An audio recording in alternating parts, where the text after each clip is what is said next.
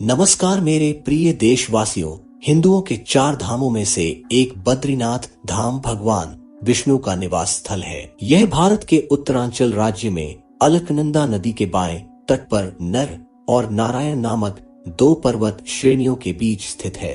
आखिर क्या है बद्रीनाथ धाम से जुड़े वो 10 रहस्य। नमस्कार दोस्तों, आपका स्वागत है हमारे YouTube चैनल अद्भुत भारत दर्शन में। वीडियो अच्छा लगे तो वीडियो को लाइक कर चैनल को सब्सक्राइब करना नहीं भूलेंगे। हिंदुओं के 4 धाम तीर्थ स्थल के नाम है बद्रीनाथ, द्वारिका, जगन्नाथ और रामेश्वरम। ये 4 धाम प्रमुख है, लेकिन जब व्यक्ति बद्रीनाथ दर्शन करने जाता है तो उसे गंगोत्री, यमुनोत्री और केदारनाथ के दर्शन भी करना चाहिए। इन चारों को मिलाकर छोटा 4 धाम कहा गया है। केदारनाथ को जहां भगवान शंकर का आराम करने का स्थान माना गया है, वहीं बद्रीनाथ को सृष्टि का 8वां वैकुंठ कहा गया है, जहां भगवान विष्णु 6 माह निद्रा में रहते हैं और 6 माह जागते हैं। यहाँ बद्रीनाथ की मूर्ति शालग्राम शिला से बनी हुई चतुर्भुज ध्यान मुद्रा में है। यहाँ नर नारायण विग्रह की पूजा होती है और अखंड दीप जलता है, जो कि अचल ज्ञान ज्योति का प्रतीक है। बद्रीनाथ का नाम इसलिए बद्रीनाथ है क्योंकि यहाँ प्रचुर मात्रा में पाई जाने वाली जंगली बेरी को बद्री कहते हैं। इसी कारण इस धाम का नाम बद्री पड़ा। यहाँ भगवान विष्णु का विशाल मंदिर है और यह संपूर्ण क्षेत्र प्रकृति की गोद में स्थित है। केदार घाटी में 2 पहाड़ है, नर और नारायण पर्वत। विष्णु के 24 अवतारों में से एक नर और नारायण ऋषि की यह तपोभूमि है। उनके तप से प्रसन्न होकर केदारनाथ में शिव प्रकट हुए थे। दूसरी ओर बद्रीनाथ धाम है, जहां भगवान विष्णु विश्राम करते हैं। कहते हैं कि सतयुग में बद्रीनाथ धाम की स्थापना नारायण ने की थी। भगवान केदारेश्वर ज्योतिर्लिंग के दर्शन के बाद बद्री क्षेत्र में भगवान नर नारायण का दर्शन करने से मनुष्य के सारे पाप नष्ट हो जाते हैं और उसे जीवन मुक्ति भी प्राप्त हो जाती है। इसी आशय को शिव पुराण के कोटि रुद्र संहिता में भी व्यक्त किया गया है।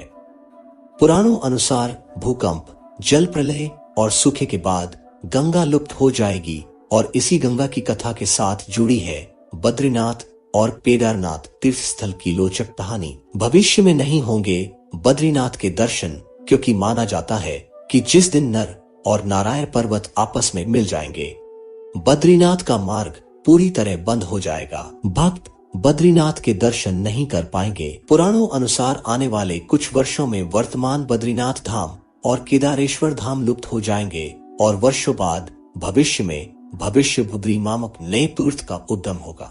यह भी मान्यता है कि जोशीमठ में स्थित नृसिंह भगवान की मूर्ति का एक हाथ साल दर साल पतला होता जा रहा है। जिस दिन यह हाथ लुप्त हो जाएगा, उस दिन बद्री और केदारनाथ तीर्थ स्थल भी लुप्त होना प्रारंभ हो जाएंगे।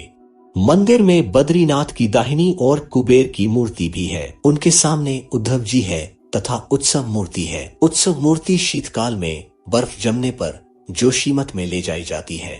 उद्धव जी के पास ही चरण पादुका है। बाईं ओर नर नारायण की मूर्ति है। इनके समीप ही श्रीदेवी और भूदेवी है।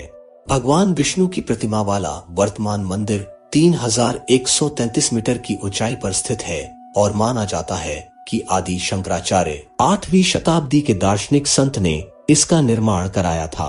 इसके पश्चिम में 27 किमी की दूरी पर स्थित बद्रीनाथ शिखर की ऊंचाई 7138 मीटर है। बद्रीनाथ में एक मंदिर है जिसमें बद्रीनाथ या विष्णु की वेदी है। यह 2000 वर्ष से भी अधिक समय से एक प्रसिद्ध तीर्थ स्थान रहा है।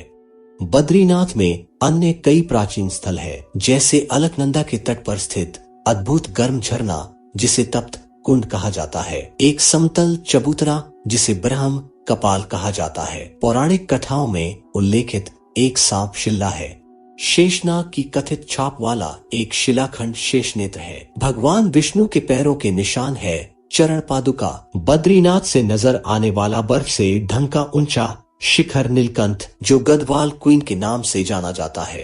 पौराणिक कथाओं और यहाँ की लोक कथाओं के अनुसार यहाँ नीलकंठ पर्वत के समीप भगवान विष्णु ने बाल रूप में अवतरण किया था। कहते हैं कि भगवान विष्णु जी अपने ध्यान योग और विश्राम हेतु एक उपयुक्त स्थान खोज रहे थे और उन्हें अलकनंदा नदी के समीप यह स्थान बहुत भा गया। उस वक्त यह स्थान भगवान शंकर और पार्वती का निवास स्थान था। ऐसे में विष्णु के एक युक्ति सोची।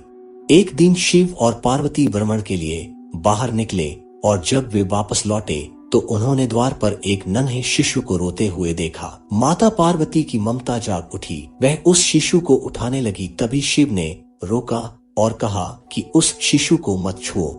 पार्वती ने पूछा क्यों? शिव बोले, यह कोई अच्छा शिशु नहीं है। सोचो यह यहाँ अचानक कैसे और कहां से आ गया। दूर तक कोई इसके माता पिता नजर नहीं आते। यह कोई बच्चा नहीं बल्कि मायावी लगता है।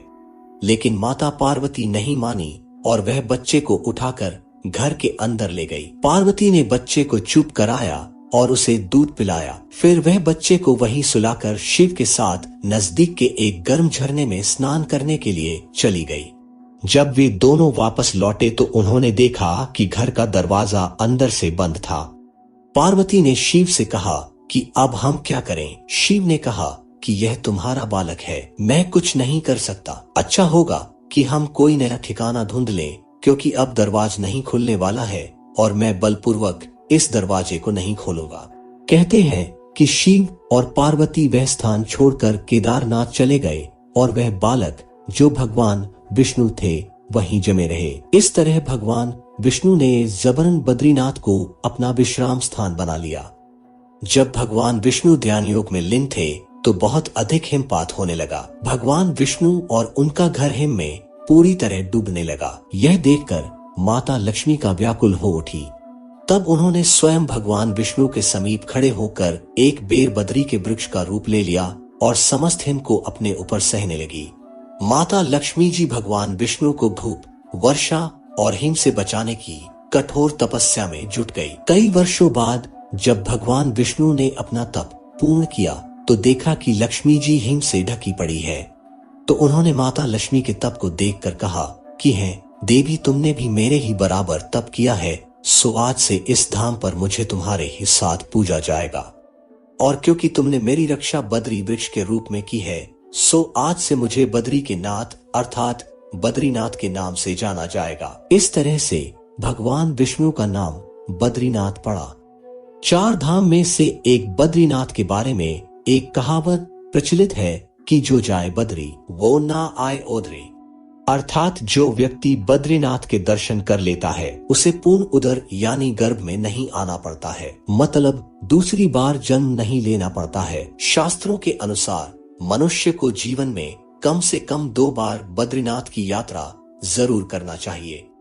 बस आज के लिए इतना ही। आशा है कि आपको ये वीडियो पसंद आया होगा। आपसे अनुरोध है कि इस वीडियो की लाइक करें, अपने दोस्तों से साथ शेयर कीजिए और हमें मोटिवेट कीजिए।